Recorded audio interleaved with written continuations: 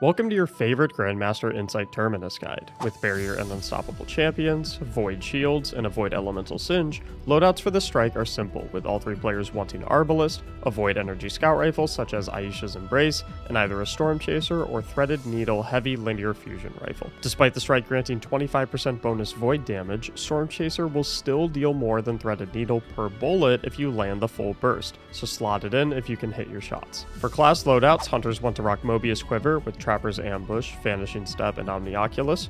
Warlocks want to spec into Well of Radiance with Icarus Stash, Touch of Flame, and either Phoenix Protocol or Aeons, and Titans want to either run Hammer of Soul with Soul Invictus, Roaring Flames, and Lurley Splendor, or Ward of Dawn with Bastion, Controlled Demolition, and Heart of Inmost Light. As always, these are strictly recommendations, so if you have something in mind that you feel would work better, feel free to throw it on. And if you found this loadout section helpful, please do me a huge favor and hit those like and subscribe buttons down below. With all that being said, let's get into the strategy. Load in and Sparrow to the cave, being careful of the patrol enemies on your way there. Kill the first two goblins and then advance to kill the void minotaurs, goblins, and two barrier hobgoblins in the front, as well as the third barrier hobgoblin in the back left. Proceed to the next room, killing the legionnaires and goblins in the hallway on the way before arriving to the large open chasm section. In this section, you'll want to prioritize playing back and holding cover while you kill the legionnaires in front of you, while being careful of the barrier colossus and scion snipers across the ridge.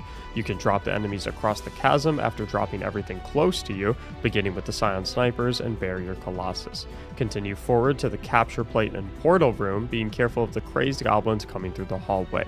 Get close to Kargan to make him teleport away, then stand on the capture plate to spawn dogs and gladiators. After killing this wave of enemies, you'll have two unstoppable incendiaries to drop before finishing the plate and heading through the portal. Proceed to the next zone, where you'll want to play in the back right, prioritizing the scion snipers, the trash ads as they walk up, and the barrier colossus once you feel comfortable to kill him. After clearing all of the ads, shoot Kargan at the back of the room to spawn the next waves. Next, return to the back right of the map and slowly dispatch all of the ads, prioritizing scion snipers, red bars that reveal themselves, and the barrier colossus and unstoppable incendior whenever you feel comfortable to deal with them. Pick up the arc core from the dead body of the unstoppable incendior, and then head to the back of the zone to kill the enemies by the deposit section. You'll want to kill all of the gladiators and the barrier colossus before dunking the arc core, after which you'll want to immediately retreat back to the entrance of the room. Deal with the new waves of ads the same way you dealt with the previous two waves. You will have two barrier colossi and an unstoppable incendior. Once you kill the incendior, the ads at the back near the dunk point will spawn, as well as a wave of trash ads that will run at you at the entrance. Kill all of the trash ads and then pick up the core, spawning another barrier colossus in the middle of the room. Kill the barrier colossus in the middle of the room, then the two barrier colossi in the back along with the gladiators before dunking the second ball and opening the door. After opening the door, you will reveal a horde of crazed goblins and a minotaur. Kill them all and advance through the caves, being careful of the crazed goblins in the tunnel after the long fall. In the boss room, Kargan will start the fight by immediately phasing out and allowing access to the middle capture plate. You'll want to stand on the plate immediately, spawning legionnaires and dogs, and kill all of the Cabal before they get to you on the plate until you capture it, bringing Kargan out to be damaged. Throughout the duration of the fight, you'll want to be very careful of his void knockup attack that persists on the ground.